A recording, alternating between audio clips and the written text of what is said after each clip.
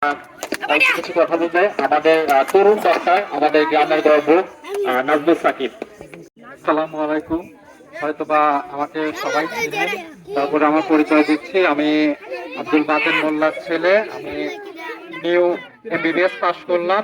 এখন আমি inter doctor হিসেবে কর্মরত আছি ঢাকাতে। তো আমাদের এই প্রোগ্রামটা আসলে অনেক দিন ধরে আমরা চিন্তা করছি যে গ্রামকে নিয়ে আসলে কিছু একটা করা যায়। আমি যখন বাড়িতে তো থাকি না, আগে থাকতাম, এখন যখন আমি গ্রামে আসি আসলে আমি খুব হতাশ হয়ে যাই যে আমাদের জেনারেশনটা যে করোনার আগে কি অবস্থায় ছিল আর এখন কি অবস্থা।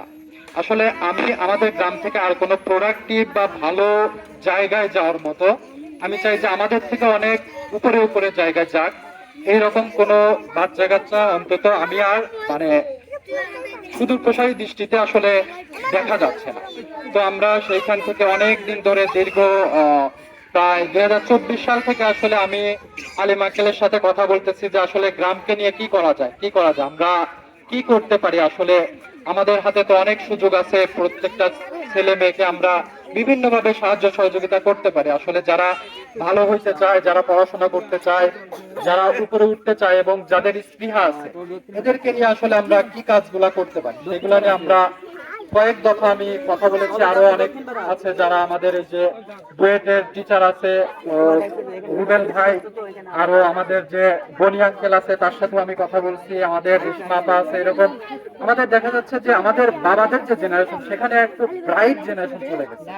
এখান থেকে অনেক ভালো ভালো জায়গা আছে, তাদের সাথে আমাদের জেনারেশনের সমস্যাটা হচ্ছে যে কানেকশনের ব্যাপারটা, তাদের সাথে আমাদের কানেকশন নাই, যার কারণে তারা গ্রামে এসে কার সাথে মিশবে, কিভাবে কথা বলবে, এইটা তারা জানে না। কিন্তু আমি তাদের সাথে ব্যক্তিগতভাবে কথা বলেছি যে তারা কতটা আন্তরিক এবং তারা আমাদের গ্রামের জন্য কি করতে চায়। তো সেই থেকে আসলে আমি অনেকদিন ধরে চিন্তা করতেছিলাম। তারপরে আমাদের ইঞ্জিনিয়ার যে সাইমন আছে, ওর সাথে আমি কথা বললাম যে, এবং আমাদের খুবই প্রোডাক্টিভ এবং আমাদের এই গ্রামকে, এই বাচ্চা কাচ্চাকে এখনো যতটা হাল ধরে রাখছে আমার খুব কাছের বন্ধু এবং ভাই রনি। তো তার কারণে আসলে এই বাচ্চা কাচ্চাগুলা এখনো পর্যন্ত একটা স্টেজে বা একটা বন্ধনে আবদ্ধ হয়ে আছে। আসলে ও চলে যাওয়ার পরে কি হবে এটা নিয়েও উদ্বিগ্ন।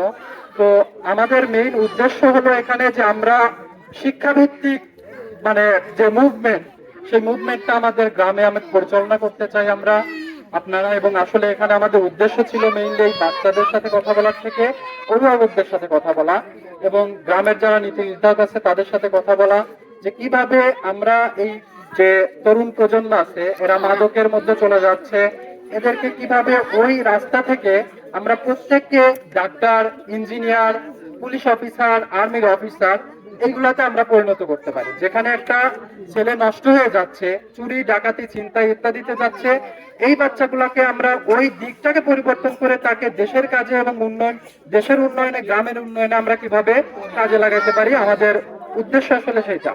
আরেকটা প্রবণতা আছে, আসলে আমাদের অজ্ঞতার কারণেই হোক, আমাদের এই প্রত্যেকটা বাচ্চাকে যদি আমরা জিজ্ঞেস করি যে তোমাদের ড্রিম কি, স্বপ্ন কি, একটু বড় হওয়ার পরে তারা বলবে যে আমি ডিফেন্সে চাকরি করতে চাই, আমি পুলিশে চাকরি করতে চাই। আমি ছোট করছি না কোনো কিছুকে, কিন্তু এখানে আমাদের স্পৃহা জাগতে হবে যে আমি পুলিশের অফিসার হইতে চাই, আমি দেশের পুলিশের যে প্রধান সেই চেয়ারটাকে আমি দখল করতে চাই, আমি সেনাবাহিনীর অফিসার হইতে চাই।